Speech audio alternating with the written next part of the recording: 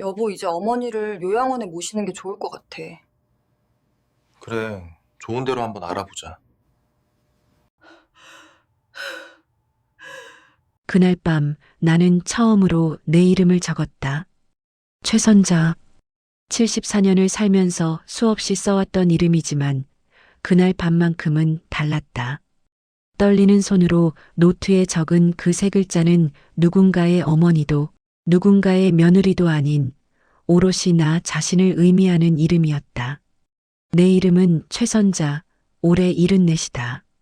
서울 변두리 낡은 아파트에서 아들 내외, 그리고 손주들과 함께 산 지 벌써 15년째다.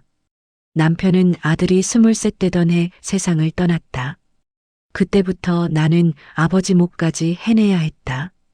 새벽 시장에 나가 일하고 식당 설거지를 하고 아파트 청소를 하며 아들 하나만은 제대로 키워내겠다고 버텼다.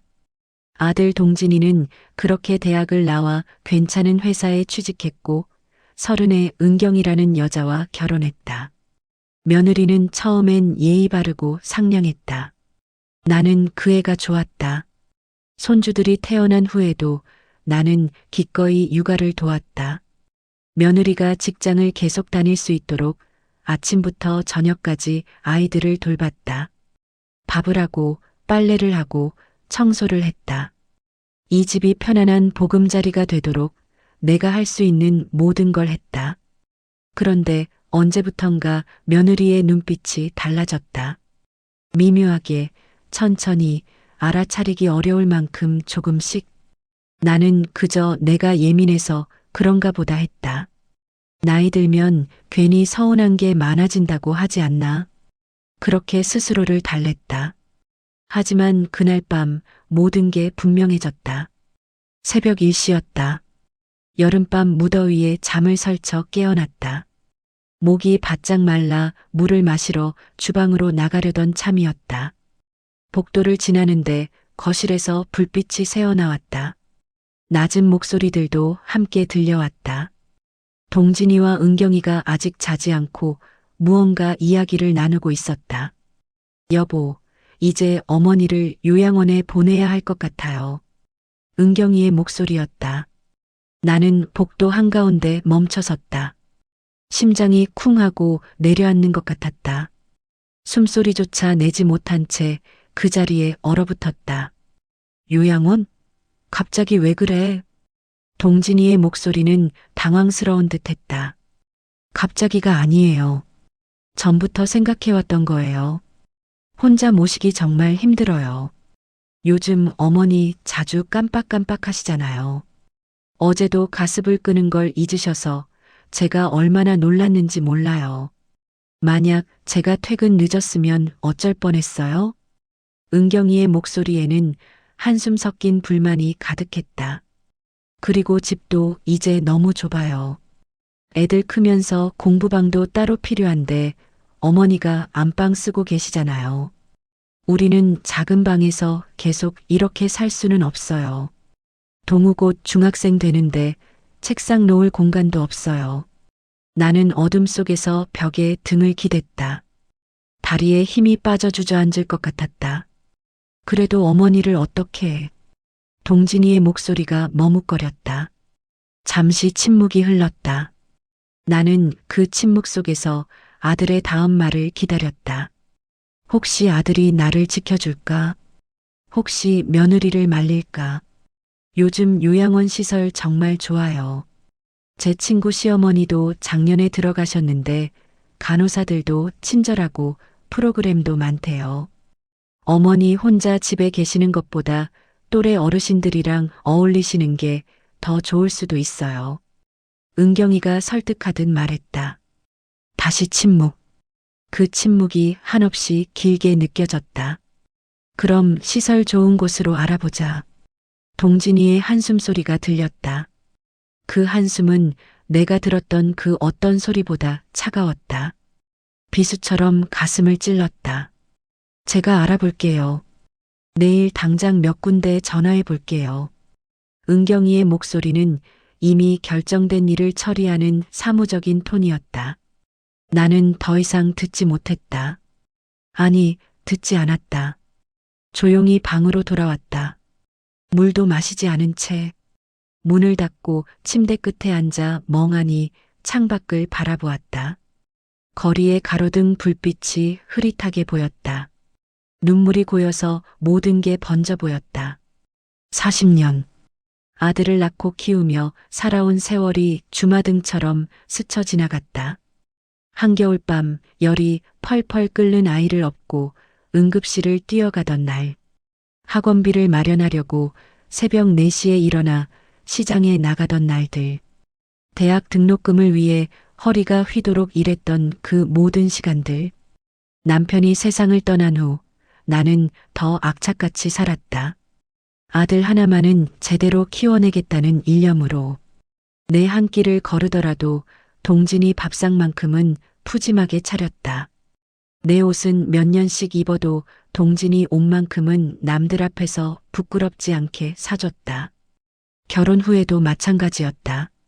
며느리를 도왔다.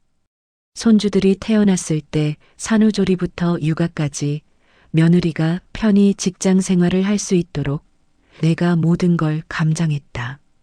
새벽 6시면 일어나 아침밥을 차리고 아이들 학교 보내고 빨래하고 청소하고 저녁 준비하고 며느리가 퇴근하면 바로 밥을 먹을 수 있도록 이 집이 따뜻한 보금자리가 되도록.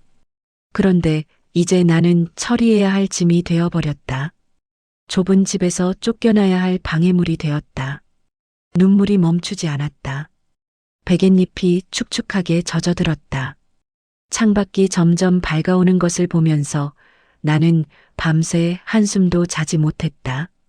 가슴속 어딘가가 무너져 내리는 것 같았다. 이렇게 끝나는 건가? 가족을 위해 모든 것을 바쳤는데 마지막은 요양원 침대 위에서 맞이하는 건가? 그렇게 쓸쓸하게 외롭게 아무도 찾아오지 않는 하얀 방에서 아침이 되었다.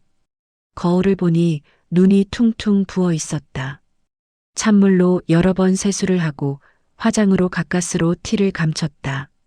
언제나처럼 부엌으로 나가 아침을 준비했다. 손은 기계처럼 움직였지만 마음은 텅 비어 있었다. 김치찌개를 끓이고 계란말이를 부치고 밥을 푸고 반찬을 꺼내 놓았다. 어머니, 진지 드세요. 은경이가 밝은 목소리로 인사를 건넸다. 마치 어젯밤 그 대화가 없었던 것처럼. 나는 고개를 끄덕이며 자리에 앉았다. 목소리가 나오지 않았다. 엄마, 김치찌개 끓여주셨어? 감사합니다. 동진이도 평소처럼 말했다. 아무렇지 않게. 나를 요양원에 보내기로 결정한 사람의 목소리가 아니었다. 어제 저녁까지 나를 어머니라 부르던 그 목소리 그대로였다. 식탁은 평소처럼 차려졌지만 나만 세상에서 밀려난 듯한 고립감을 느꼈다. 김치찌개 냄새가 진하게 퍼졌지만 아무것도 먹고 싶지 않았다. 밥 한 술을 떠 입에 넣었지만 모래를 씹는 것 같았다. 삼키기가 힘들었다. 어머니, 괜찮으세요? 안색이 안 좋으신데. 은경이가 물었다. 걱정하는 척하는 목소리. 나는 고개를 저었다. 아니야, 괜찮아. 그냥 잠을 좀 설쳤어. 겨우 그 말만 했다. 식사 후 설거지를 하는데 손이 떨렸다. 그릇이 싱크대에 부딪혀 소리를 냈다. 은경이가 회사로 출근하고 동진이도 나가고 손주들도 학교에 가자 집안은 고요해졌다. 그 고요함이 귓속을 파고들었다. 나는 거실 소파에 주저앉아 멍하니 천장을 바라보았다. 이 집에서 15년을 살았다. 벽에 묻은 저 얼룩은 손주가 어렸을 때 주스를 쏟아서 생긴 것이다. 저 문틀에 작은 긁힌 자국은 이사 올 때 생긴 것이다. 모든 게 기억났다. 이 집의 모든 구석구석을. 그런데 이제 이 집에서 나는 환영받지 못하는 존재가 되었다. 오후가 되어 나는 휴대폰을 들었다. 한참을 망설이다 혜정이에게 전화를 걸었다. 혜정이는 고등학교 때부터 알고 지낸 친구였다. 똑같이 서울로 올라와 살았지만 혜정이는 아이를 낳지 못해 지금은 혼자 살고 있었다. 남편이 10년 전 세상을 떠난 후로. 여보세요, 선자야? 혜정이의 목소리가 반가웠다. 혜정아, 지금 통화 괜찮아? 그럼 무슨 일이야? 목소리가 왜 그래? 역시 오래 알고 지낸 친구였다. 내 목소리만 들어도 알아챘다. 나는 한참을 말하지 못하다가 천천히 어젯밤 일을 털어놓았다. 거실에서 들었던 그 대화를, 요양원 이야기를, 내가 지금 얼마나 무너져 내리는 기분인지. 혜정이는 한동안 말이 없었다. 그러다 한숨 섞인 목소리로 말했다. 선자야, 내가 뭐라고 위로해야 할지 모르겠다. 근데 있잖아, 어쩌면 혼자 사는 게 나을 수도 있어. 뭐? 나 봐. 남편 떠나고 혼자 살지만 적어도 이런 서러움은 안 당해. 자식한테 짐 취급당하는 것보다는 차라리 혼자가 나을 수도 있어. 외롭긴 해도 말이야. 혜정이의 말은 위로가 아니었다. 하지만 이상하게도 그 말이 마음 한구석에 박혔다. 그래도 선자야, 넌 평생 가족을 위해 살았잖아. 이제 좀 내 인생 살아도 되는 거 아니야? 전화를 끊고 나는 한참을 가만히 앉아 있었다. 혜정이의 말이 계속 맴돌았다. 이제 좀 내 인생을 살아도 되는 거 아니냐고. 그날 밤 나는 서랍에서 오래된 노트를 꺼냈다. 몇 년 전 동네 문구점에서 산 것인데 한 번도 쓰지 않았던 노트였다. 펜을 들고 첫 페이지를 폈다. 떨리는 손으로 이름을 적었다. 최선자. 그리고 그 밑에 한 줄 더 적었다. 이제는 누군가의 어머니가 아니라 최선자로 살겠다. 글씨가 삐뚤빼뚤했다. 손이 떨려서, 아니, 마음이 떨려서. 하지만 그 글씨를 바라보니 가슴속 어딘가에서 뭔가가 움직이는 것 같았다. 작은 씨앗 하나가 싹을 틔우는 것 같은. 나는 노트를 덮고 불을 껐다. 그날 밤 처음으로 잠이 들었다. 눈물 대신 다짐을 품은 채로. 다음 날 아침 식탁은 평소처럼 차려졌다. 김치찌개가 보글보글 끓고 계란말이 냄새가 부엌 가득 퍼졌다. 손은 기계처럼 움직였지만 마음은 텅 비어 있었다. 어젯밤 거실에서 엿들었던 그 대화가 귓속에서 맴돌았다. 며느리 은경이의 목소리, 그리고 아들 동진이의 한숨 섞인 동의. 요양원. 그 단어가 가슴을 짓눌렀다. 어머니, 진지 드세요. 은경이가 밝은 목소리로 인사를 건넸다. 마치 어젯밤 그 대화가 없었던 것처럼. 아무렇지 않은 얼굴로 식탁에 앉아 젓가락을 들었다. 나는 고개를 끄덕이며 자리에 앉았다.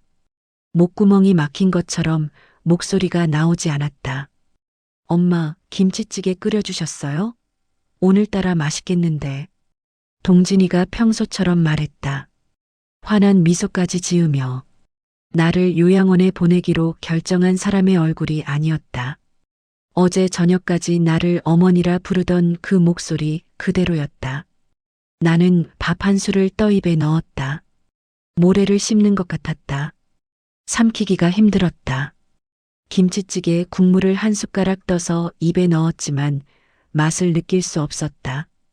온 신경이 식탁 건너편에 앉은 두 사람에게 집중되어 있었다. 김치찌개 정말 맛있어요, 어머님. 동진이가 한 숟가락 더 떠먹으며 말했다. 무심하게, 아무렇지 않게. 그 말이 위로가 아니라 허무함으로 남았다.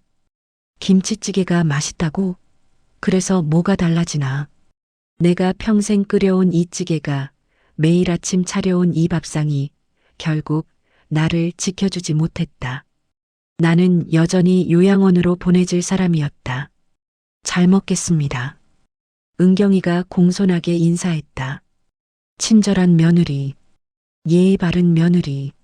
하지만 어젯밤 거실에서 남편에게 시어머니를 요양원에 보내자고 설득하던 바로 그 사람. 여보, 오늘 골프 약속 있다며? 늦지 마.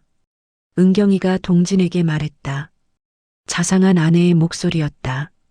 응, 알았어. 점심은 그냥 밖에서 먹고 올게. 동진이가 대답했다. 그리고 서둘러 식사를 마치고 일어났다. 엄마, 다녀올게요. 저녁 때 봬요. 그래, 다녀와라. 나는 짧게 대답했다. 동진이가 현관문을 나서는 소리가 들렸다. 이제 집에는 나와 은경이, 그리고 아직 자고 있는 손주들만 남았다. 은경이는 천천히 식사를 마쳤다. 그리고 휴대폰을 꺼내 들었다. 나는 설거지를 시작했다. 싱크대에서 그릇을 씻는 동안 거실에서 은경이의 목소리가 들렸다. 응, 나야. 오늘 점심 약속 괜찮지? 새로 생긴 이탈리안 레스토랑 거기로 가자. 친구와 통화하는 모양이었다. 목소리가 들뜬 것 같았다. 어머니가 애들 봐주시니까 나는 편하지 뭐. 요즘 매일 친구들이랑 만나도 문제 없어. 그 말이 귓속으로 파고들었다. 나는 손을 멈추고 고개를 들었다. 은경이는 소파에 비스듬히 누워 통화를 이어가고 있었다. 맞아. 시어머니랑 사는 게 불편하긴 한데 애들 맡길 때가 있으니까 그건 좋아. 아, 근데 진짜 집이 너무 좁아서 답답해 죽겠어. 나는 다시 설거지에 집중했다. 아니, 집중하려고 애썼다. 하지만 귀는 저절로 거실 쪽을 향했다. 응응, 요양원 알아보는 중이야. 빨리 보내야 할 것 같아. 안 그러면 우리 계속 이렇게 좁은 데서 살아야 하잖아. 그릇이 손에서 미끄러져 싱크대에 떨어졌다. 큰 소리가 났다. 어머니, 괜찮으세요? 은경이가 소파에서 일어나 부엌 쪽을 쳐다보았다. 하지만 일어나 오지는 않았다. 그저 목소리만 건넸을 뿐. 괜찮아. 나는 대답하고 깨진 그릇 조각을 주었다. 손이 떨렸다. 미안, 그릇 깨지는 소리였어. 응, 나 다시 전화할게. 은경이가 통화를 끊었다. 하지만 부엌으로 오지는 않았다. 다시 소파에 앉아 휴대폰을 들여다보기 시작했다. 나는 설거지를 마치고 행주로 손을 닦았다. 가슴속에서 무언가가 뜨겁게 타올랐다. 분노였을까? 서러움이었을까? 아니면 둘 다였을까? 15년.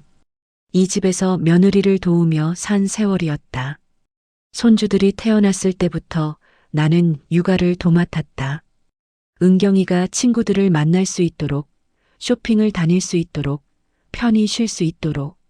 새벽 6시면 일어나 아침을 준비하고 아이들을 깨워 학교 보낼 준비를 시켰다. 빨래를 하고 청소를 하고 저녁을 준비했다. 은경이는 그 덕분에 아무 부담 없이 주부 생활을 했다. 친구들을 만나고 백화점을 돌아다니고 카페에서 여유로운 시간을 보냈다.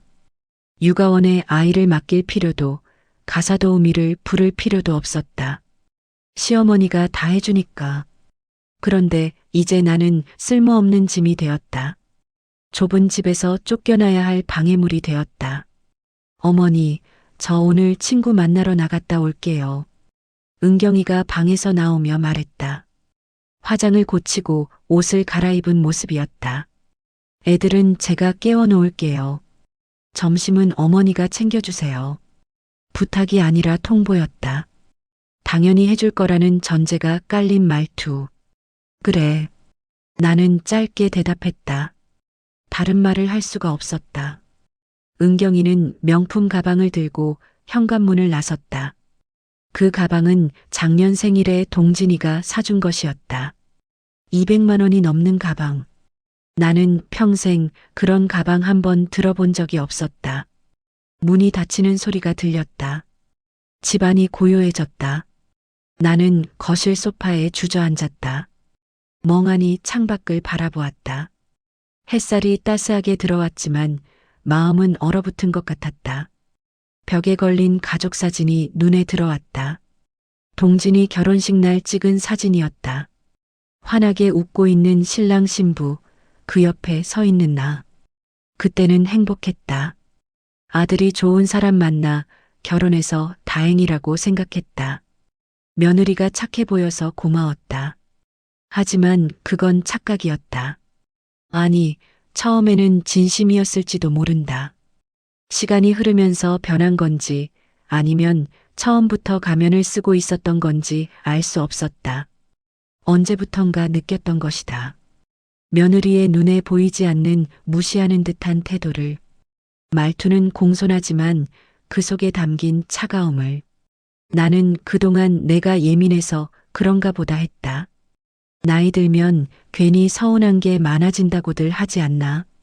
그렇게 스스로를 달래며 넘어갔다. 하지만 이제는 뚜렷하게 느껴졌다. 며느리는 나를 가족의 중심에서 조용히 밀어내고 있었다. 천천히, 눈에 띄지 않게, 하지만 확실하게. 나는 이 집에서 무급 가사도우미이자 무급 육아도우미일 뿐이었다. 필요할 때는 쓰고 필요 없어지면 버리는. 오전 10시쯤 손주들이 일어났다. 중학생 동우와 초등학생 서연이. 주말이라 늦잠을 잤다. 할머니, 배고파요. 서연이가 눈을 비비며 말했다. 그래, 할머니가 아침 해줄게. 나는 일어나 다시 부엌으로 갔다. 아이들이 좋아하는 계란 후라이와 소시지를 구웠다. 밥을 차리고 아이들을 식탁에 앉혔다. 잘 먹겠습니다. 아이들은 맛있게 먹었다. 그 모습을 보니 마음이 조금 누그러졌다. 아이들은 순수했다. 아직 어른들의 계산을 모르는. 할머니, 오늘 친구랑 놀러 가도 돼요? 동우가 물었다. 엄마한테 물어봐야지. 엄마는 나가셨는데요. 그럼 나중에 전화해서 물어봐.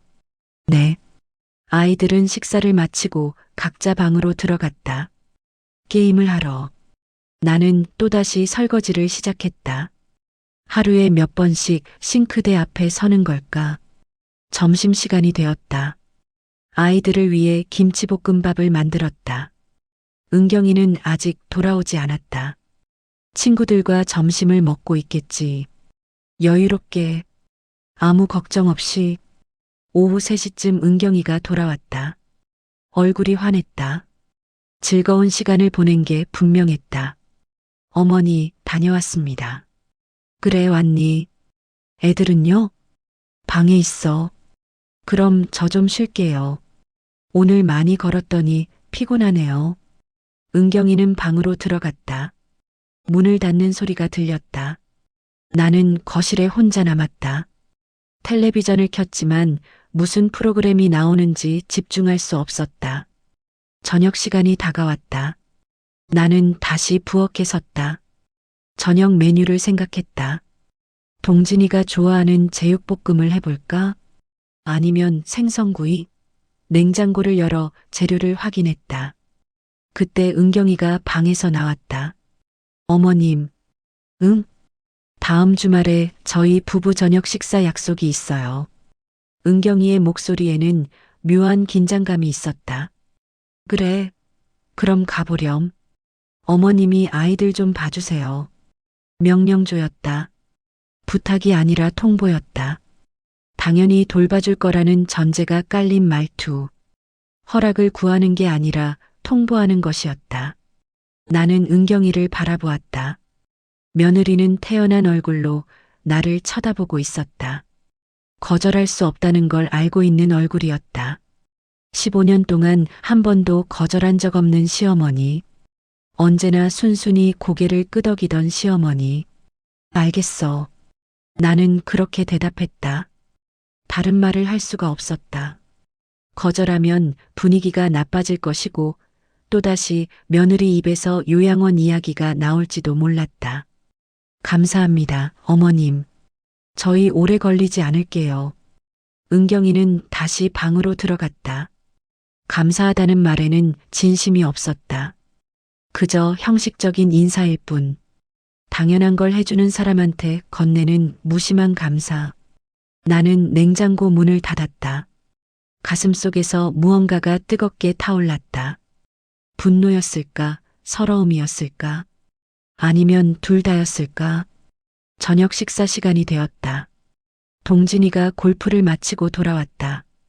식탁에 음식을 차렸다. 제육볶음, 된장찌개, 나물 반찬들. 가족들이 모여 앉았다. 언제나처럼 잘 먹겠습니다. 모두 젓가락을 들었다. 나는 밥을 먹으면서도 계속 생각했다. 내가 지금 무엇을 하고 있는 건가? 나를 요양원에 보내려는 사람들을 위해 밥을 차리고 있는 건가? 어머니, 제육볶음 진짜 맛있어요. 동진이가 말했다. 환하게 웃으며. 엄마 손맛이 최고야. 그 말이 귓속을 파고들었다. 손맛이 최고라고. 그래서 뭐가 달라지나? 맛있다는 말 한마디면 모든 게 괜찮아지나? 요양원 보내는 건 그대로인데. 그래, 많이 먹어라. 나는 짧게 대답했다. 더 이상 말하고 싶지 않았다. 식사가 끝나고 설거지를 하는데 손이 떨렸다. 그릇이 싱크대에 부딪혀 소리를 냈다. 은경이가 거실에서 텔레비전을 보고 있었다. 동진이는 소파에 누워 휴대폰을 들여다보고 있었다. 아무도 부엌의 나를 신경 쓰지 않았다. 설거지를 마치고 나는 방으로 들어갔다. 문을 닫고 서랍에서 노트를 꺼냈다. 어제 적었던 이름이 보였다. 최선자. 그리고 그 밑에 적었던 문장. 이제는 누군가의 어머니가 아니라 최선자로 살겠다. 펜을 들었다. 손이 떨렸지만 이번에는 확신이 있었다. 천천히 한 글자 한 글자 정성스럽게 적었다. 나는 더 이상 짐이 아니다. 나는 최선자다. 그리고 그 밑에 또 한 줄을 추가했다. 내 인생의 여행을 시작하겠다. 아들 내외가 여행을 떠나는 동안 나도 진짜 내 인생의 여행을 떠나겠다. 노트를 덮고 서랍에 넣었다. 창밖을 바라보았다. 밤하늘에 별이 몇 개 보였다. 희미하지만 반짝이고 있었다. 나도 저렇게 반짝이며 살 수 있을까? 누군가의 그늘이 아니라 내 빛을 내며. 그날 밤 나는 처음으로 다짐했다. 이대로 끝나지 않겠다고. 요양원 침대에서 쓸쓸히 생을 마감하지 않겠다고. 마지막 남은 인생만큼은 나답게 살겠다고. 그날 이후 나는 평소처럼 지냈다. 아침 6시에 일어나 밥을 짓고 국을 끓이고 반찬을 준비했다. 아이들을 깨워 학교 보낼 준비를 시키고 빨래를 돌리고 청소를 했다. 겉으로 보기에는 아무것도 달라진 게 없었다. 하지만 마음속 깊은 곳에서는 무언가가 조용히 움직이고 있었다. 결심을 한 뒤 나는 차근차근 준비하기 시작했다. 첫 번째로 한 일은 집 문서를 정리하는 것이었다. 방 서랍 깊숙이 보관해 두었던 등기부등본, 통장, 인감증명서 모두 내 명의였다.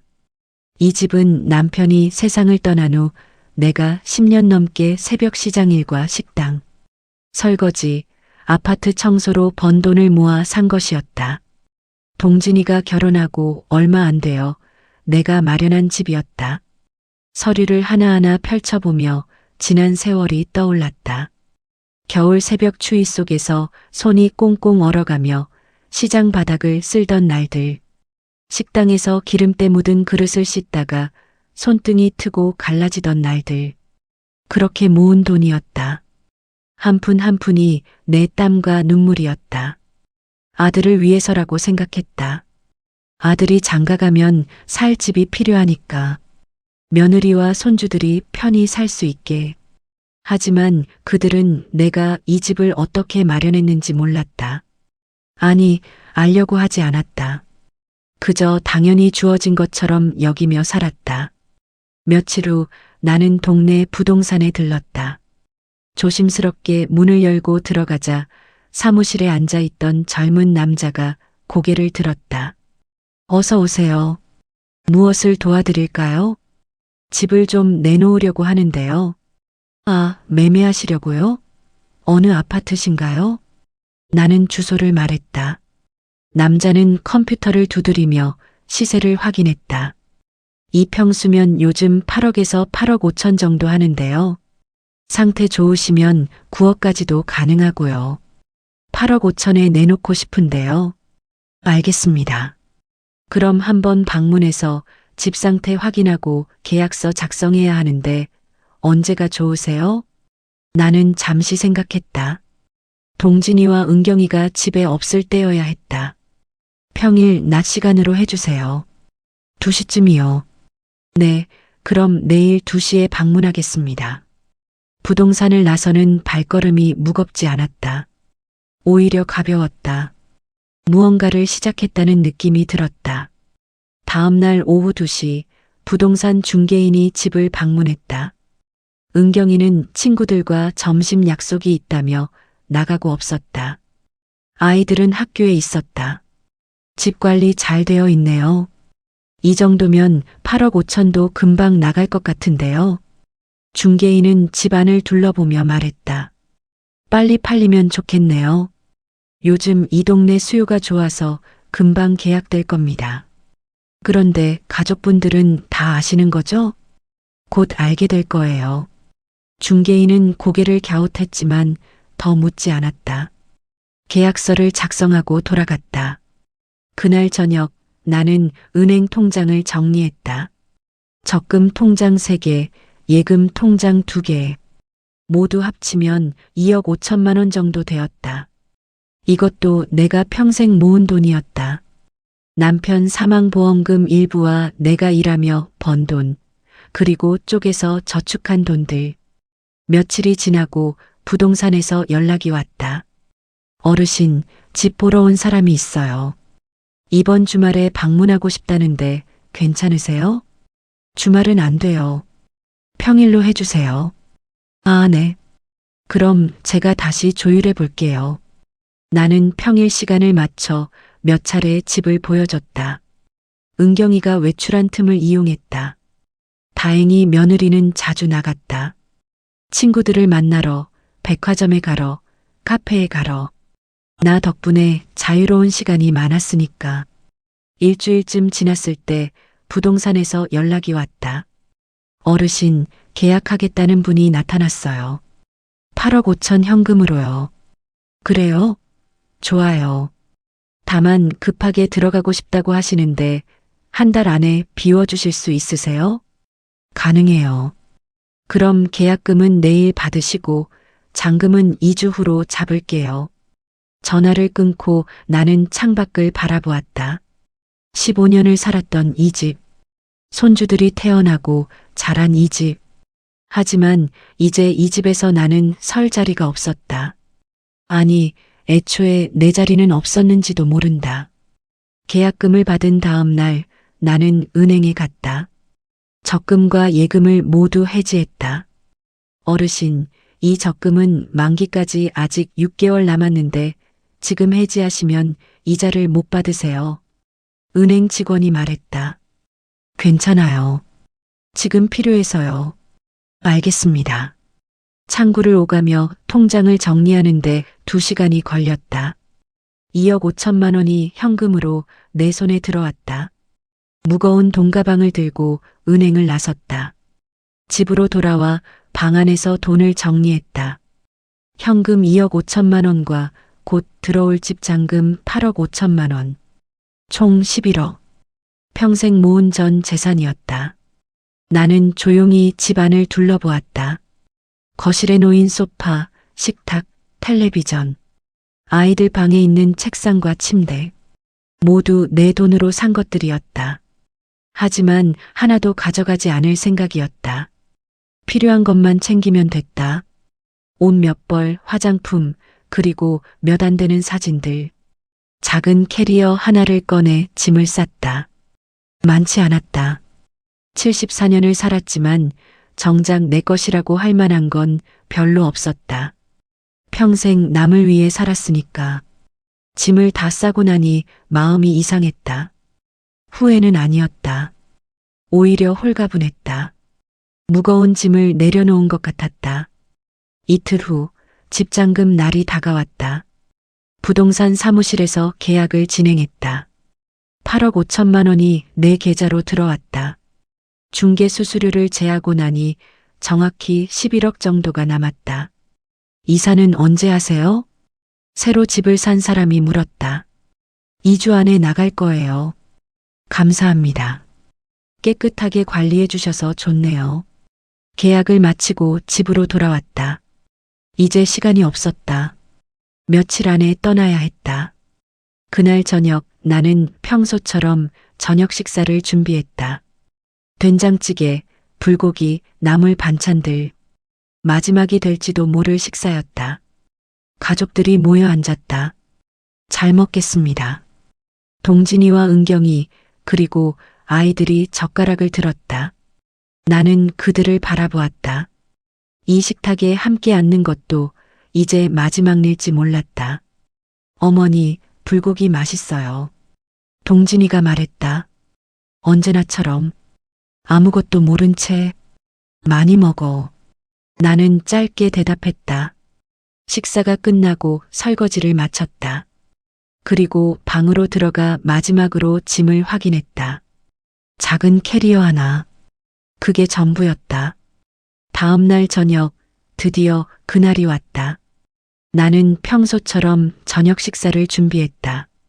김치찌개를 끓이고 계란말이를 부치고 밥을 지었다. 가족들이 모여 앉아 식사를 했다. 마지막 식사. 하지만 그들은 몰랐다. 식사가 끝나고 설거지를 하는데 은경이가 다가왔다. 어머님, 다음 주 금요일 저녁 약속 있다고 말씀드렸죠? 아이들 부탁드려요. 알았어. 나는 짧게 대답했다. 하지만 다음 주 금요일 나는 이 집에 없을 것이다.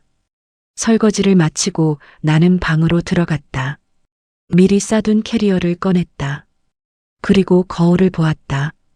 74년을 살아온 얼굴. 주름이 깊게 패었지만 눈빛만큼은 또렷했다. 나는 캐리어를 끌고 방문을 열었다. 복도를 지나 거실로 나갔다. 동진이와 은경이가 소파에 앉아 텔레비전을 보고 있었다. 어머니? 은경이가 캐리어를 보고 놀란 얼굴로 물었다. 어디 가세요? 동진이도 고개를 돌려 나를 바라보았다. 여행 가려고. 여행이요? 갑자기요? 응. 돌아올 날은 정하지 않았어. 당분간 찾지 마. 무슨 말씀이세요? 어디로 가시는데요? 은경이가 일어서며 물었다. 그건 내가 알아서 할 일이야. 나는 현관으로 향했다. 엄마, 잠깐만요. 대체 무슨 일이에요? 동진이가 따라왔다. 너희 인생은 너희가 살아. 나는 이제 내 인생을 살 거야. 엄마, 무슨 소리예요? 나는 신발을 신었다. 찾지 마. 내가 연락할게. 어머니. 뒤에서 부르는 소리가 들렸지만 나는 돌아보지 않았다. 현관문을 열고 밖으로 나섰다. 엘리베이터를 타고 1층으로 내려갔다. 아파트 정문을 나서니 밤 공기가 시원했다. 택시를 잡아탔다. 어디로 모실까요? 명동 쪽으로 가주세요. 택시가 출발했다. 나는 뒤를 돌아보지 않았다. 15년을 살았던 집. 하지만 이제 나를 원하지 않는 집. 택시 안에서 나는 휴대폰을 꺼냈다. 손이 조금 떨렸다. 하지만 망설이지 않았다. 동진이에게 문자를 보냈다. 집은 부동산에 내놔서 팔았고 다음 달 중순까지 집 비워줘야 한다. 나는 요양원에 가서 살 생각 없으니 시골 가서 살 계획이다. 앞으로 찾지 말고 너희 인생 살아라. 나는 나의 인생을 살겠다. 전송 버튼을 눌렀다. 문자가 나갔다. 곧 휴대폰이 울렸다. 동진이었다. 나는 전화를 받지 않았다. 계속 울렸다. 한 번, 두 번, 세 번. 나는 휴대폰을 가방에 넣었다. 손님 도착했습니다. 택시 기사가 말했다. 미리 예약해둔 호텔 앞이었다. 요금을 지불하고 내렸다. 호텔 로비로 들어가 체크인을 했다. 방으로 들어가니 깨끗하고 조용했다. 침대에 앉아 창밖을 바라보았다. 서울 야경이 반짝였다. 아름다웠다. 휴대폰을 꺼내 확인했다. 부재중 전화가 벌써 15통이었다. 모두 동진이었다. 문자도 여러 통 와 있었다. 엄마, 무슨 소리예요? 전화 좀 받으세요. 집을 팔았다고요? 농담이시죠? 어디 계세요? 당장 돌아오세요. 나는 문자를 읽고 휴대폰을 내려놓았다. 곧 은경이에게서도 전화가 왔다. 역시 받지 않았다. 문자도 왔다. 어머니, 저희가 잘못했어요. 돌아오세요. 어디 계세요? 걱정돼요. 걱정이 아니라 당황한 거겠지. 갑자기 살 곳이 없어졌으니까. 나는 휴대폰을 무음으로 설정하고 침대에 누웠다. 몸은 피곤했지만 마음은 가벼웠다. 처음으로 내가 원하는 일을 한 것 같았다. 다음 날 아침 나는 일찍 일어나 친구 혜정이에게 전화를 걸었다. 여보세요? 혜정아, 나야. 선자야? 무슨 일이야? 아침부터 만날 수 있어? 할 얘기가 있어. 그래, 어디서 볼까? 우리는 동네 카페에서 만나기로 했다. 1시간 후 카페에서 혜정이를 만났다. 무슨 일이야? 표정이 예사롭지 않은데. 나는 지난 며칠간 있었던 일을 모두 말했다. 집을 판 것, 아들 내외에게 통보한 것, 호텔에서 잔 것. 혜정이는 입을 벌리고 나를 바라보았다.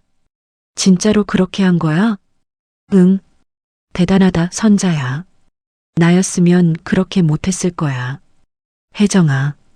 나는 혜정이의 손을 잡았다. 나랑 같이 시골 가서 살래? 뭐? 우리 고등학교 때 고향 있잖아. 거기 가서 조용히 살자.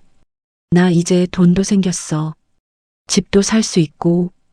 혜정이의 눈이 반짝였다. 진심이야? 응. 나 혼자 살기는 외로울 것 같아.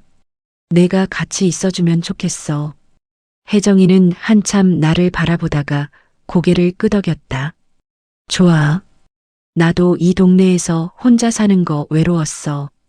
같이 가자. 우리는 손을 맞잡고 웃었다.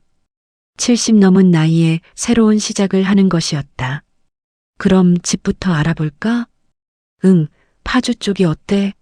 서울에서 너무 멀지도 않고. 좋아. 전원주택 있는 데로 가자. 우리는 그날부터 파주의 전원주택을 알아보기 시작했다. 부동산을 몇 군데 방문하고 직접 집들을 둘러보았다. 마음에 드는 집을 찾는 데는 일주일이 걸렸다. 작은 마당이 있는 2층 전원주택. 방이 3개 있고 거실도 넓었다. 마당에는 텃밭을 만들 수 있을 만큼 공간이 있었다. 이 집 어때? 혜정이가 물었다. 좋아. 여기로 하자. 집값은 3억 9천만 원이었다. 현금으로 계약했다. 2주 후 입주하기로 했다. 방은 어떻게 나눌까? 넌 1층 안방 써. 나는 2층 방 쓸게. 정말? 고마워, 선자야. 집값은 내가 반 낼게. 아니야. 내가 다 낼게. 내가 같이 있어주는 것만으로도 고마워. 그럼 미안하지. 괜찮아. 난 돈 있어. 우리는 소녀처럼 들떠서 집안을 돌아다녔다. 어디에 가구를 놓을지, 텃밭에는 무엇을 심을지 계획을 세웠다. 70 넘은 나이가 무색하게 설렜다. 우리 여기서 평화롭게 살자. 응, 아무도 우리를 귀찮게 하지 않는 곳에서. 상추도 심고, 고추도 심고, 토마토도 심자. 내가 토마토 좋아하잖아. 우리는 웃으며 이야기를 나눴다. 미래를 그렸다. 우리만의 평화로운 미래를. 계약을 마치고 서울로 돌아왔다. 호텔 방에서 휴대폰을 확인하니 동진이에게 부재중 전화가 50통 넘게 와 있었다. 문자도 수십 통이었다. 엄마, 제발 전화 좀 받으세요. 저희가 잘못했어요. 돌아와 주세요. 어디 계신지 말씀만 해주세요. 나는 문자들을 읽었다. 가슴 한구석이 아팠다. 하지만 돌아갈 생각은 없었다. 이미 결정한 일이었다. 며칠 후 파주 집 입주 날이 왔다. 혜정이와 함께 짐을 싸서 이사했다. 가구도 새로 샀다. 침대, 소파, 식탁, 주방용품, 모든 게 새 것이었다. 새로운 시작에 어울리는 집안을 정리하고 나니 저녁이 되었다. 우리는 마당에 나가 앉았다. 해가 지고 있었다. 노을이 아름다웠다. 선자야. 응? 고마워. 나 혼자였으면 이렇게 못 살았을 거야. 나도 고마워, 혜정아. 내가 있어서. 우리는 나란히 앉아 노을을 바라보았다. 74년을 살아온 인생. 이제 남은 시간은 나를 위해 살기로 했다. 그날 밤 나는 방에서 노트를 꺼냈다. 펜을 들고 한 줄을 적었다. 이제는 나를 위해 살 차례다. 글씨가 또렷했다.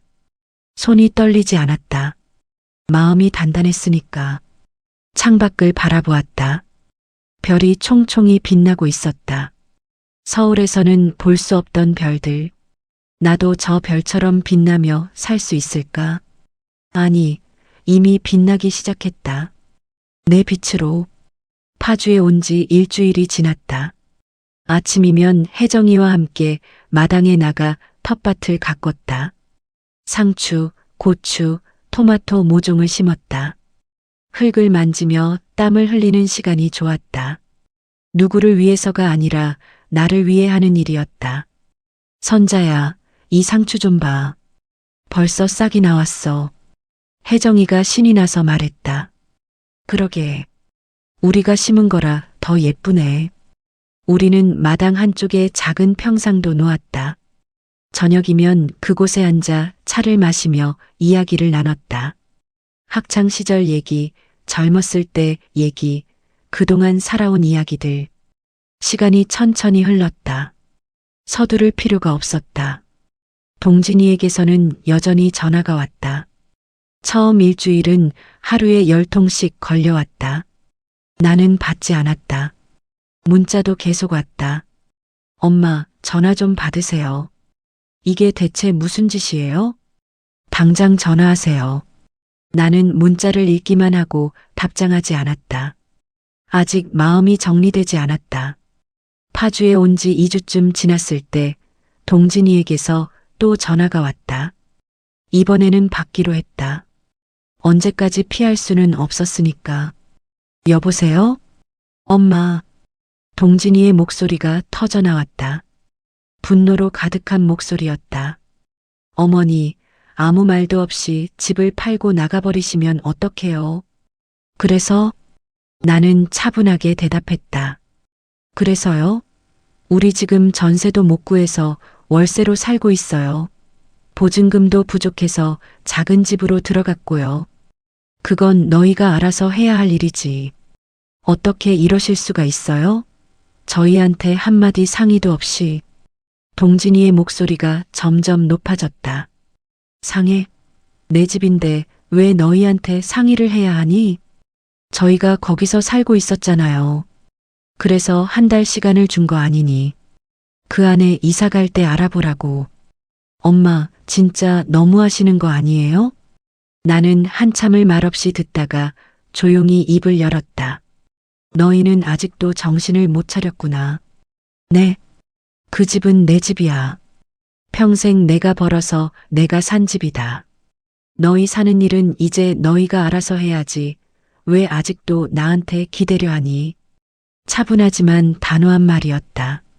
동진이는 무언가 더 말하려 했지만 나는 말을 끊었다. 지금은 더 할 말 없다. 그렇게 말하고 전화를 끊었다. 손은 조금 떨렸지만 마음만큼은 단단했다. 잠시 후 전화가 또 울렸다. 이번에는 은경이었다. 나는 받았다. 어머니. 은경이의 목소리도 떨리고 있었다. 하지만 동진이와는 달랐다. 따지는 목소리였다. 어머니, 지금 저희 너무 힘들어요. 그래. 손주들도 있는데 너무 하시는 거 아니에요? 애들 학교도 옮겨야 하고 집도 좁아서 애들이 얼마나 힘들어하는지 아세요? 그건 너희가 감당해야 할 일이야. 어떻게 이러실 수가 있어요? 저희가 뭘 그렇게 잘못했다고. 은경이의 목소리가 높아졌다. 뭘 잘못했냐고? 나는 잠시 숨을 고르고 말했다. 너희가 나를 요양원에 보내려고 한 거 다 들었어. 새벽에 거실에서 나눈 대화. 전화 너머가 조용해졌다. 그건 변명하지 마. 나도 귀는 있어. 너희가 뭐라고 했는지 다 들었다고. 어머니, 그건 그냥 한번 그런 얘기가 나온 거지. 한 번? 그럼 시설 알아보겠다던 건 뭐니? 은경이가 말문이 막혔다. 어머니, 그래도 이건 너무. 더 이상 할 말 없어. 너희 인생 잘 살아라. 나는 전화를 끊었다. 이번에는 손이 떨리지 않았다. 그날 이후로 나는 동진이의 전화를 받지 않았다. 문자는 계속 왔다. 엄마, 제발 한 번만 통화해요. 저희가 어떻게 살라고 이러세요? 최소한 어디 계신지라도 알려주세요. 나는 문자를 읽지만 답장하지 않았다. 며칠이 지나자 문자의 내용도 조금씩 달라지기 시작했다. 엄마, 저희가 잘못했어요. 한 번만 용서해 주세요. 하지만 나는 여전히 답장하지 않았다. 한 달이 지났다. 혜정이와 나는 텃밭을 가꾸며 평화로운 시간을 보냈다. 동네 시장에 장도 보러 다니고 옆집 김미숙 씨와도 친해졌다. 저녁이면 평상에 앉아 노을을 바라보며 차를 마셨다. 선자야, 행복해 보여. 어느 날 저녁 혜정이가 말했다. 그래. 응. 표정이 많이 밝아졌어. 너도. 우리는 웃으며 차를 마셨다. 2달이 지났다. 동진이에게서 가끔씩 문자가 왔다. 하지만 예전처럼 화를 내는 내용은 아니었다. 엄마, 잘 지내고 계세요? 저희는 그럭저럭 살고 있어요. 아이들이 엄마 보고 싶어 해요. 나는 문자를 읽기만 했다. 답장은 하지 않았다. 석 달이 지났다. 어느 날 오후 동진이에게서 문자가 왔다. 어머니, 긴히 드릴 말씀이 있으니 통화 부탁드려요. 예전처럼 따지거나 몰아붙이는 말투가 아니었다. 조심스러운 말투였다. 나는 한참을 망설이다 전화를 걸었다. 석 달 만이었다. 여보세요? 동진이의 목소리가 들렸다. 예전과는 달랐다. 조심스럽고 낮은 목소리였다. 나야. 어머니. 목소리에 안도감이 묻어났다. 무슨 일이니? 어머니, 그동안 많이 생각해봤어요. 동진이는 잠시 말을 멈췄다. 한숨 소리가 들렸다. 저희가 잘못했다는 것도 알겠고요. 이제 돈 얘기는 절대 안 할게요. 그냥 가끔 파주로 놀러 가도 될까요? 어떻게 알았니? 어머니 카드 사용 내역 보고 파주에 계신 것 같아서요. 나는 한동안 말이 없었다. 창밖을 바라보았다. 텃밭에 심어둔 고추 모종들이 바람에 흔들리고 있었다. 이제 제법 자라서 고추가 매달려 있었다. 그래. 한 달에 한 번 정도면 된다. 정말요? 고맙습니다, 어머니. 주소 좀 알려주실 수 있으세요? 문자로 보낼게. 네, 어머니. 정말 감사합니다. 전화를 끊고 나는 주소를 문자로 보냈다. 혜정이가 다가왔다. 아들이야? 응. 놀러 오고 싶대. 마음 푼 거야? 잘 모르겠어. 근데 한 번쯤은 봐야 할 것 같아서. 그래, 내 마음대로 해. 일주일 후 토요일, 동진이 가족이 찾아왔다. 차에서 내리는 모습이 보였다. 동진이, 은경이, 그리고 아이들. 은경이의 모습에 나는 놀랐다. 화장기가 없는 얼굴, 수척해진 몸, 값싸 보이는 옷. 예전에 그 화려한 며느리가 아니었다. 어머니. 동진이가 조심스럽게 인사했다. 왔니? 안녕하세요, 어머니. 은경이도 고개를 깊이 숙여 인사했다. 예전과는 완전히 다른 태도였다. 오만함이 사라지고 조심스러움과 피곤함이 가득했다. 들어와. 우리는 집 안으로 들어갔다. 동진이가 집 안을 둘러보았다. 집 좋네요, 어머니. 그래. 할머니, 마당 넓어요. 손주 서연이가 신나서 말했다. 그래, 나중에 나가서 놀아라. 혜정이가 차를 내왔다. 우리는 거실에 앉았다. 어색한 침묵이 흘렀다. 어머니, 그동안 정말 죄송했어요. 은경이가 먼저 입을 열었다. 목소리가 떨렸다. 저희가 정말 잘못했어요. 어머니 덕분에 그동안 편하게 살았는데 그걸 당연하게 여겼어요.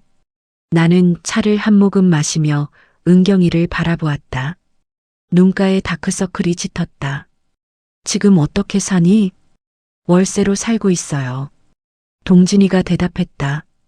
보증금이 모자라서 작은 집으로 들어갔어요. 방 2개짜리인데 좁아요. 생활은? 저는 회사 다니고 동진이가 은경이를 바라보았다. 은경이가 고개를 숙이며 말했다. 저는 마트에서 아르바이트하고 있어요. 그래. 네. 생활비가 부족해서요.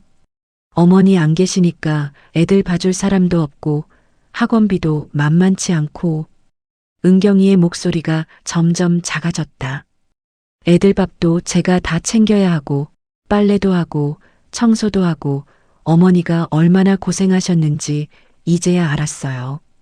은경이가 눈물을 글썽였다. 처음에는 마트 일 시작했는데 서서 일하는 게 이렇게 힘든 줄 몰랐어요. 발도 아프고 손님들한테 욕도 들어요. 그런데 그 돈도 한 달에 100만 원 조금 넘어요. 나는 말없이 듣고 있었다. 집에 와서도 쉴 수가 없어요. 애들 숙제 봐주고 밥하고 설거지하고 밤 11시가 넘어서야 잠자리에 들어요. 그러면 또 다음날 아침 6시에 일어나서 애들 아침 챙기고. 은경이가 손으로 얼굴을 가렸다. 어머니가 그동안 이렇게 사셨구나. 이제야 알았어요. 제가 정말 철이 없었어요. 엄마, 저희 정말 반성했어요. 동진이가 말했다. 어머니가 얼마나 고생하셨는지 이제 알았어요. 그동안 모든 게 당연한 줄 알았어요. 어머니가 밥 해주시는 것도, 애들 돌봐주시는 것도, 집안일 해주시는 것도. 동진이도 목소리가 떨렸다. 은경이가 매일 힘들다고 울어요. 너무 힘들다고. 그런데 어머니는 혼자서 이 모든 걸 하셨잖아요. 70이 넘은 나이에. 나는 차를 한 모금 더 마셨다. 가슴 한구석이 뜨거워졌다. 하지만 눈물은 나지 않았다. 그래서 이제 알았니? 내가 짐이 아니라는 걸. 어머니, 나도 사람이야. 요양원 가기 싫어. 내 집에서 내가 원하는 대로 살고 싶어. 알겠어요, 어머니. 정말 죄송해요. 점심시간이 되어 나는 간단하게 음식을 차렸다. 김치찌개와 밥, 몇 가지 반찬. 예전만큼 정성스럽지는 않았다. 잘 먹겠습니다. 모두 고개를 숙였다. 은경이가 김치찌개를 한 숟가락 떠먹고는 눈물을 흘렸다. 왜 우니? 어머니 음식 맛 정말 오랜만이에요. 제가 해먹는 건 맛이 없어요. 어머니 손맛을 따라갈 수가 없어요. 나는 아무 말도 하지 않았다. 식사 후 아이들은 마당에 나가 뛰어놀았다. 동진이와 은경이는 설거지를 하겠다고 나섰다. 나는 말리지 않았다. 거실에서 혜정이와 차를 마시고 있는데 은경이가 다가왔다. 손이 거칠어져 있었다. 설거지와 마트 일로. 어머니, 한 가지만 여쭤봐도 될까요? 뭔데? 저희 다시 기회를 주실 수 있나요? 다시는 어머니를 짐처럼 생각하지 않을게요. 다시는 요양원 얘기 안 할게요. 나는 이제 여기서 살 거야. 너희랑 다시 같이 살 생각 없어. 알아요. 같이 살자는 게 아니에요. 그냥 가끔 찾아뵐 수 있으면 좋겠어요. 한 달에 한 번이라도. 나는 은경이를 바라보았다. 눈빛이 달라져 있었다. 예전의 차가움은 사라지고 진심 어린 후회가 가득했다. 한 달에 한 번. 그 이상은 오지 마. 네, 어머니. 감사합니다. 해가 기울 무렵 동진이 가족은 돌아갔다. 차에 타기 전 동진이가 말했다. 어머니, 다음 달에 또 와도 될까요? 그래. 정말 감사합니다, 어머니. 차가 멀어지는 걸 보며 나는 한숨을 쉬었다. 혜정이가 옆에 섰다. 어때? 기분이. 잘 모르겠어. 복잡해. 그럴 만도 하지. 근데 저 며느리 많이 변한 것 같던데. 그래. 고생 좀 했나 봐. 우리는 마당 평상에 앉았다. 저녁 노을이 아름다웠다. 한 달 후 동진이 가족이 다시 찾아왔다. 이번에는 과일 바구니를 들고 왔다. 어머니, 이거 드세요. 그래, 고맙다. 예전처럼 오래 머무르지 않았다. 점심을 먹고 몇 시간 이야기를 나누고는 돌아갔다. 과하지 않게, 조심스럽게, 내 삶을 존중하는 태도로. 은경이의 손은 더 거칠어져 있었다. 마트 일을 계속하고 있는 모양이었다. 시어머니에 대한 고마움을 깨달은 눈빛이었다. 그렇게 한 달에 한 번씩 아들 가족이 찾아오는 패턴이 자리 잡았다. 나는 그들을 따뜻하게 맞이했지만 예전처럼 모든 걸 해주지는 않았다. 적당한 거리를 유지했다. 내 인생은 이제 내가 사는 것이었다. 그리고 다시 3달이 흘렀다. 파주에 온 지 6개월이 지난 어느 날 동진이에게서 문자가 왔다. 어머니, 긴히 드릴 말씀 있으니 통화 부탁드려요. 예전처럼 따지거나 몰아붙이는 말투가 아니었다. 오히려 더 조심스러운 느낌이었다. 나는 전화를 걸었다. 여보세요, 어머니? 나야. 무슨 일이니? 어머니, 이번 주말에 찾아뵐 수 있을까요? 할 말씀이 있어서요. 그래, 와라. 주말이 되었다. 동진이 가족이 찾아왔다. 평소처럼 과일 바구니를 들고 왔지만 표정이 더 진지해 보였다. 어머니, 거실에 앉은 동진이가 조심스럽게 말을 꺼냈다. 사실은 저희가 전세 구하려고 하는데 보증금이 부족해서요. 나는 차를 한 모금 마시며 동진이를 바라보았다. 얼마나 부족한데? 5천만 원 정도요. 근데 어머니, 저희가 달라는 게 아니라. 동진이가 얼른 손을 저었다. 그냥 어머니께 말씀드리는 거예요. 저희가 어떻게든 모으려고 하고 있어요. 은경이가 마트 일 더 늘리려고 하고 저도 주말 알바를 알아보고 있고요. 은경이도 고개를 끄덕였다. 네, 어머니. 저희가 해결할 거예요. 걱정 안 하셔도 돼요. 나는 두 사람을 바라보았다. 3달 전과는 확실히 달라진 모습이었다. 예전 같았으면 당연히 도와달라고 했을 텐데. 내가 보태줄게. 어머니. 동진이가 놀란 얼굴로 나를 바라보았다. 저희가 그런 뜻으로 말씀드린 게 아니에요. 알아. 근데 내가 주고 싶어서 주는 거야. 나는 잠시 숨을 고르고 말을 이었다. 대신 조건이 있어. 네, 어머니. 이 돈은 언제든 내가 돌려받을 수 있는 돈이다. 그리고 매달 이자도 받을 거다. 월 30만 원씩. 대신 그 외에 어떤 금전적인 부탁도 하지 마라. 동진이가 고개를 숙이며 대답했다. 알겠습니다, 어머니. 이번엔 정말 약속 지킬게요. 약속 안 지키면 바로 돌려받을 거야. 네, 어머니. 정말 감사합니다. 나는 통장을 꺼내 동진이에게 건넸다. 5천만 원 들어있어. 다음 주에 찾아서 써. 어머니. 동진이가 통장을 받으며 눈물을 글썽였다. 은경이도 울고 있었다. 어머니, 저희 평생 이 은혜 잊지 않을게요. 은혜 같은 소리 하지 마. 이건 빌려주는 거야. 꼭 갚아야 하는 돈이야. 알겠습니다. 그날 저녁 동진이 가족이 돌아간 후 혜정이가 물었다. 괜찮아? 돈 빌려줘도? 응. 그래도 내 아들이잖아. 너무 힘들게 살 수는 없지. 넌 착해, 선자야. 착한 게 아니야. 그냥 적당한 거리를 유지하는 거지. 이제 우리는 각자 우리 인생을 사는 거야. 우리는 평상에 앉아 별을 바라보았다. 하늘에 별이 총총히 빛났다. 선자야. 응? 우리 정말 잘 살고 있지? 응, 잘 살고 있어. 시간이 흘러 계절이 바뀌었다. 봄에 심었던 상추와 고추가 무럭무럭 자랐다. 토마토도 빨갛게 익어갔다. 나는 아침마다 텃밭에 나가 물을 주고 잡초를 뽑았다. 흙을 만지는 시간이 좋았다. 땀을 흘리며 일하는 것도 좋았다. 이 모든 게 나를 위한 일이었으니까. 저녁이면 마루에 앉아 노을을 바라보았다. 혜정이와 함께 차를 마시며 하루를 정리했다. 오늘 김미숙 씨가 김치 담그는 법 알려줬어. 그래. 우리도 김장철에 한번 담가볼까? 좋지. 우리 텃밭에서 키운 고추로 양념 만들고 소소한 대화들이 이어졌다. 거창한 계획은 없었다. 그저 하루하루를 충실히 사는 것. 그것으로 충분했다. 한 달에 한 번 동진이 가족이 찾아왔다. 점심을 먹고 몇 시간 이야기를 나누고는 돌아갔다. 과하지 않게, 조심스럽게, 내 삶을 존중하는 태도로.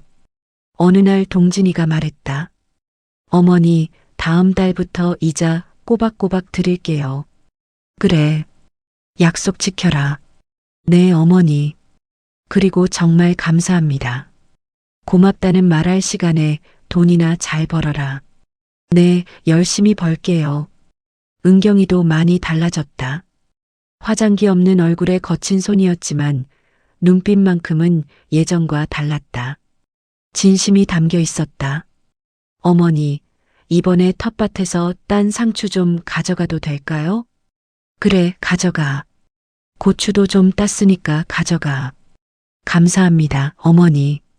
예전 같았으면 당연한 듯이 받았을 텐데, 이제는 고맙다는 말을 잊지 않았다. 손주들도 파주 오는 걸 좋아했다. 마당에서 뛰어놀고 텃밭에서 채소를 따며 즐거워했다.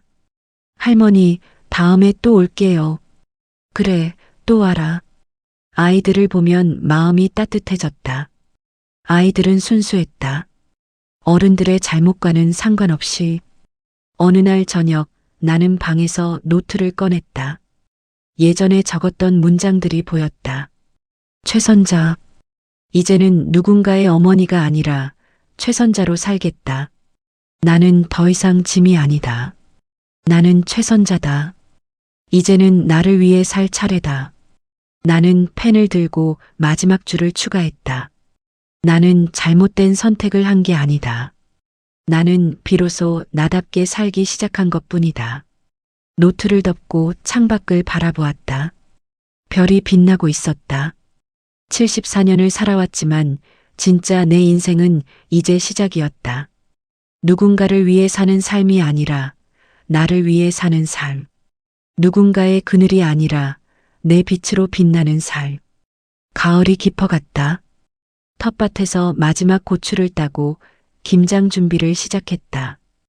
혜정이와 함께 배추를 절이고 양념을 만들었다. 옆집 김미숙 씨도 와서 도와줬다. 어머님들 김치 맛있겠는데요? 우리 텃밭에서 키운 고추로 만든 거니까. 그럼 더 맛있겠네요. 함께 웃으며 김장을 했다. 손은 시렸지만 마음은 따뜻했다. 저녁이 되어 김장을 마치고 평상에 앉았다. 김치 냄새가 온 집안에 퍼졌다. 선자야, 올해 김장 정말 잘했다. 그러게. 우리 겨울 동안 맛있게 먹겠다. 내년에는 배추도 우리가 키워볼까? 좋지.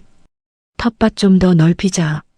우리는 내년 계획을 세우며 이야기를 나눴다.